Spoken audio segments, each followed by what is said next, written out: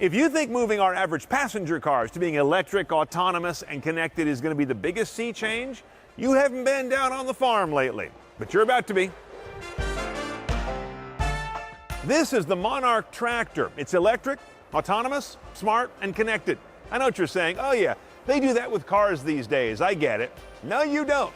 When you apply those technologies to a tractor, it's a very different game. Let me show you.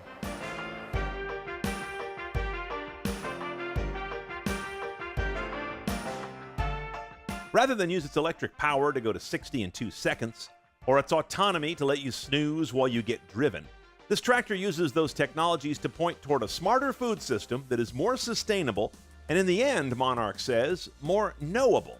Monarch's president is ex-Tesla and Zoox guy Mark Schwager. He showed me around the thing.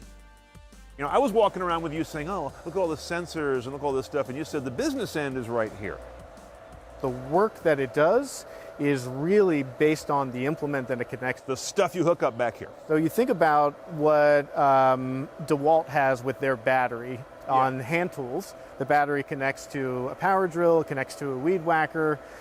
The battery is essentially the tractor. The thing that does the work is the weed whacker, the drill. So all the connections that connect to this tractor, so whether it's a sprayer, a mower, an under-the-vine cultivator, a plow, a disker, every single attachment has to work with the single platform. We've installed the maximum number of points of control from a by-wire perspective to make this platform automatable, regardless of what you connect to it. So what I'm seeing here in my layperson's view is lots of mechanical connections, here, here, and here, and then lots of hydraulic connections, and this is your power takeoff, your PTO. Correct. This thing, for those people who don't know, this is the most important thing in a tractor, right? This is what makes things powered that are attached. Correct. Okay, and so all of these are smart connections, attachments?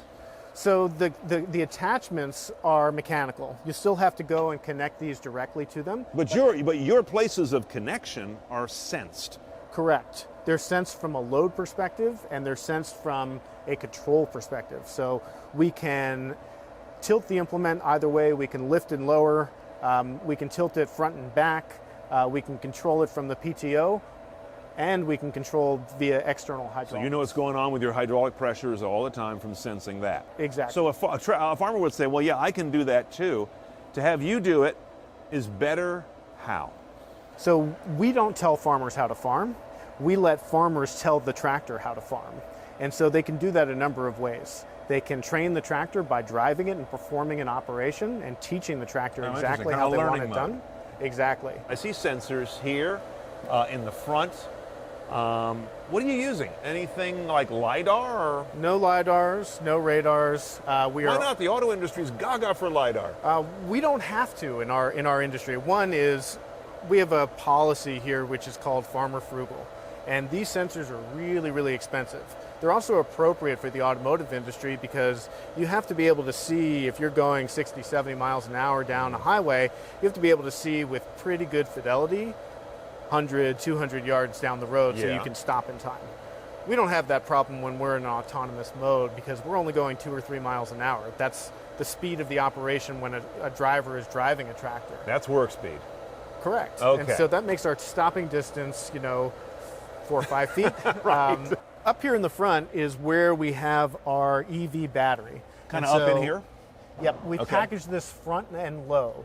And one, because that was the available space for the tractor. Yeah. And two, because typically what you see on a traditional tractor is you need a counterbalance.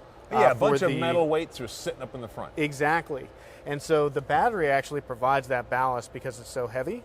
So you guys love the weight of a battery where all the car guys hate it. Exactly.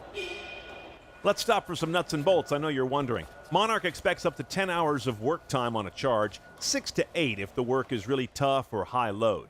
A full charge on a level 2 connector takes about 4 to 5 hours. 40 horsepower continuous, 70 horsepower peak. Now those numbers aren't going to impress a car person, but 2/3 of all tractors sold in the U.S. have under 40 horsepower, according to John Deere. Unlike most EVs, this electric tractor does have gears, 9 forward and 3 reverse, for handling a variety of drive and implement loads and making the most of that 2-digit horsepower. A 2-wheel drive Monarch model will cost $58,000, add $10,000 for all-wheel drive. This is a utility space for the tractor. As much as we wanted to automate farming operations to help farmers be more economically viable, we didn't want to take away the utility capability of a utility tractor, which is the one-off things that farmers have to do, move this thing from A to B. Where does the brains of this thing live? Where, the computer, if you will? So all of the brains live up here in the roof. Oh, interesting. Okay. And basically... So behind this sensor and light package? Yes. By the way, what's going on here? So this is a way for the tractor to communicate to people around it. So basically what you have is the ability for a robotic instrument to communicate in a collaborative environment where you may have people in the field doing something on the farm. You should know what the tractor is thinking, and the tractor should know to communicate, if it sees you, exactly what it's doing. So this is how you perform almost every function on the tractor. So for example, if you want to turn on one of the autonomy modes, or you want to record a route, or if you want to do one of our other modes like shadow mode, which is the tractor follows you, you actuate it by this screen. You can also see exactly where you are on the farm. You can look through each and every camera, including the PTO camera. So if you're driving the tractor in front of you and you want to make sure that the operation is being done correctly, I can watch that implement right up here. rather than trying to drive the tractor forwards and looking behind you. Classic farmer stiff neck thing, right? Yes. Yeah. Okay, all right, so I haven't been in a tractor in a while, but this one feels relatively familiar in that it's got lots of manual controls still. Training the tractor, somebody's going to be sitting in this thing. The one-off jobs, somebody's going to be sitting in this thing. But the majority of the hours, somebody won't be. And so all of these controls that we have, even though they are manual, meaning you can grab them with your hand, none of these are connected directly to the powertrain and the controls of the tractor. They're all completely by wire. So they can pass through your smarts, and you can harvest anything that I do and memorize that and make it a training. Exactly. The only way to control this tractor from the cloud is to have everything by wire, all of the points of control. And so we've done that. We've actually gone through a lot of effort to put a seat and a steering wheel on this tractor.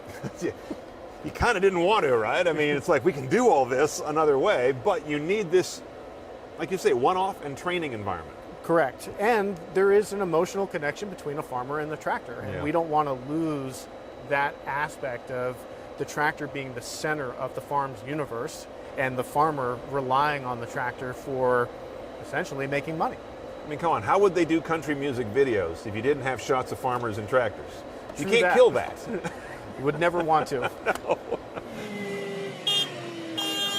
That's how the Monarch tractor does what it does, but really, what is that? Monarch CEO Praveen Penmetsa says it's about putting electric and autonomous vehicle technologies to work where they make the most sense. You know, I come from a world of building high-performance electric supercars, right? Those were some of the things that I worked on in my previous life. So why take that technology and go at like 3, 4, 5 miles an hour? Ag for me made a lot more sense when I looked at not just the technology side, which is the electric, the automated, and the smart data. All those three really had a place in agriculture. So for me, it felt like there was a natural desire for those three things, whereas in automotive, I felt like it was a little bit contrived. And let's face it, autonomy's been a tough climb in the consumer vehicle market. Finding its relevance, making it pay for itself, covering the cost. Here it sounds like a lot of the answers are just laying there. We are taking advantage of all the work that's been done on the autonomous car world, right? Whether it's the hardware side, like the camera technology we don't have any LiDARs or radars, or the GPS technology we've been able to stand on the tens of billions of dollars in investment that the automotive industry put in. But again, let's look at the farm that we are on here, right? It's a much more controlled environment. There's no people around here. It's structured, it's rows, right? It comes with its own challenges. But I felt like this was a much more solvable problem in the immediate now than what we're trying to do with autonomous cars. And there's a higher value to what we're doing here than on the autonomous car side. So that's why I'm in agriculture. High value work and also more hours of work. We all drive our cars to work and to back, and these days even less. Park them all the time. Yeah, tractors on the other side are used for full days and sometimes days and nights. during planting season and harvesting season. So there's more utilization. And also there's a real dearth of people who want to do the dull, dirty, dangerous job of tractor driving. Tractors, I would imagine, don't turn over too often. Even personal cars, we're hanging on to them for like a record 12 years these days for economic reasons. What's the turnover forecast on tractors? How long will it take you to turn over the fleet? Yeah, that's a great question. And today, where it's a mechanical device doing mechanical things and the value proposition is just on the tractor platform, they don't turn over that often. They kind of last forever, right? They last forever, and farmers hang on to them forever because they're not getting any additional value. But now let's pause for a second. If the value of the tractor is not just in the operation it's doing on the farm, but it's on the autonomy side with the sensors on it. And for example, if my next stack of automation can make an operation go faster and cheaper for a farmer, will they turn over the tractor more? Of course, right? It's an ROI discussion. It's a return on investment. It's a payback discussion at that time. The big picture now. I was surprised when you and I were talking earlier about why you're doing this. I thought you were going to say, oh, because electric cuts down on fumes and reduces fuel consumption, and autonomous means you can, save on labor behind the wheel.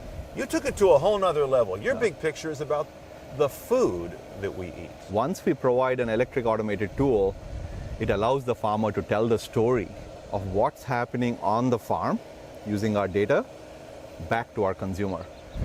So the fact that it's electric and the fact that it's automated allows the farmer, for the first time ever, to collect data on what's happening on the farm, make intelligent decisions to reduce water usage and pesticide usage, and tell that story to us as consumers to say, hey, this is how my fruit was grown. That's a very interesting connection to say this is about transparency into our food. I didn't see that coming. The tractor sits at the center of every operation on the farm. While from the time the planting season starts to the harvesting season, the tractor is involved in 80+% of those operations. So it makes it the logical platform to also collect data at zero cost, zero additional cost to the farmer, whose only option otherwise is to deploy even more labor, even more equipment like drones or satellites to collect data at a time when their margins are under pressure. Why not use a platform that's already there doing all the work? Monarch is certainly not the only company reinventing the tractor, though equipment giant Case New Holland recently licensed the company's technology. Selectrac is simply focused on electrifying tractors, leaving out Monarch's connected layer. John Deere recently showed tractor autonomy as a retrofit kit, no electric drive required. And Z-Tractor's models will be so digital that they'll have no driver's seat at all. This Monarch tractor is a good example of an increasingly loud drumbeat in my ears of the idea that autonomy, electrification, connectivity, and the data from it are really going to pay their biggest and soonest pay dirt in high-value, frequent, constant tasks, not being deployed in personal cars that allow you to watch Netflix for 5 minutes while your car takes you to Whole Foods.